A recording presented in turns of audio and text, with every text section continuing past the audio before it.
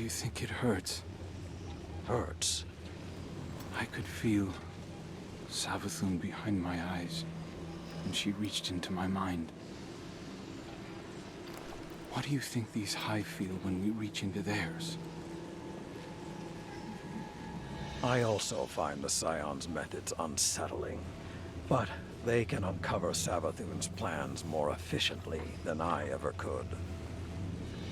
Better to just put them out of their misery. Keitel believes these Hive might hold deeper secrets. Do not make the mistake of thinking these things deserve your sympathy. Even though they have the light. Maybe you were the wrong person to put on this assignment. They may be our enemies, but this feels like a new low for the Vanguard. For Zavala. Watch your mouth. You New Light see Zavala as some toothless diplomat, but you wouldn't believe what he sacrificed to become the man he is. Someone who will make the hard choice, and make sure his people understand why. Then I can't wait to hear the speech about all this. You want a speech? Today the Vanguard did what had to be done. Mercy prevailed. Speech over. Say it a little louder. I don't think this guy could hear you. This doesn't look like mercy to me. Then you're not looking hard enough.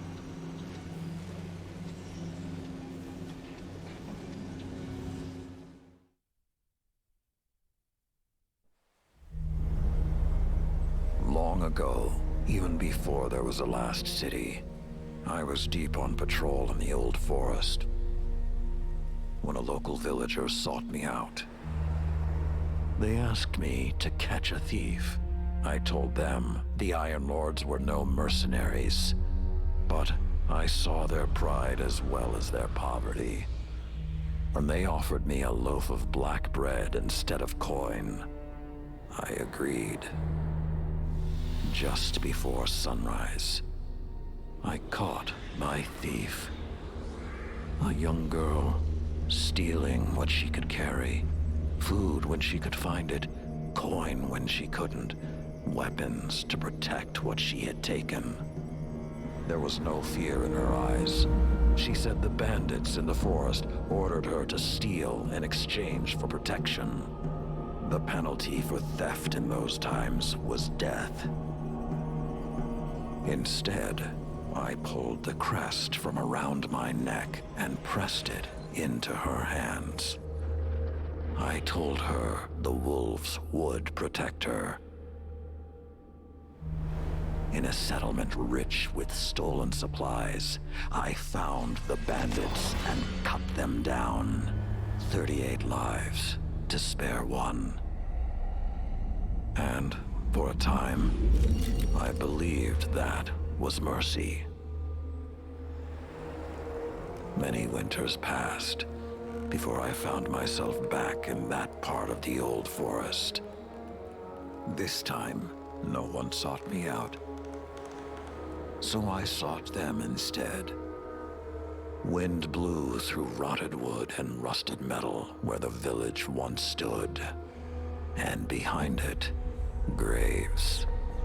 Then piled stones, then bare mounds of earth, and then a pit. My blood was high. I tore through the forest, hunting for those responsible. Finally, in a settlement rich with stolen supplies, I found her. A lightless woman, with my crest around her neck. There was no fear in her eyes. She spoke plainly. When the villagers could no longer tithe, her wolves no longer protected them. She bled them dry, and when they had no more to give, she sent in her men, unleashed her wolves. Mercy to an enemy cannot come at the cost of mercy for their victims. The right path isn't always easy to find. But once you do, the only question is whether you're strong enough to walk it.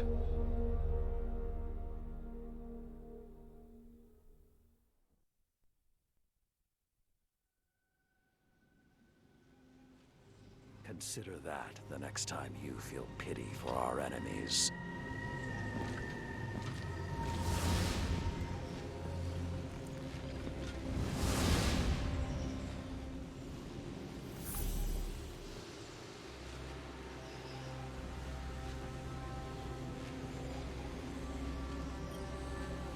Guardian, over the last year, friends and advisors within the last city have fallen victim to psychic manipulation. Those losses and the rediscovery of the Crown of Sorrow meant that we had to develop psychic countermeasures.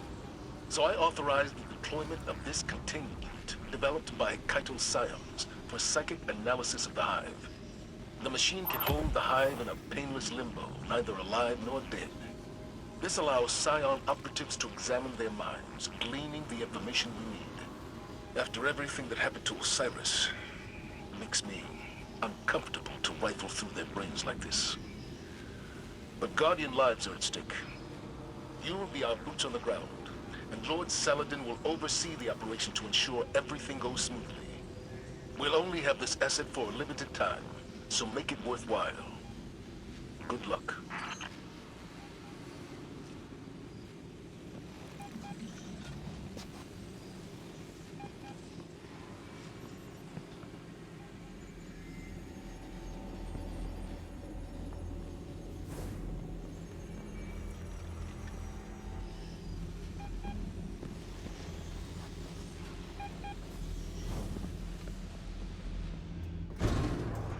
Message from Mara? You can delete that, Glint.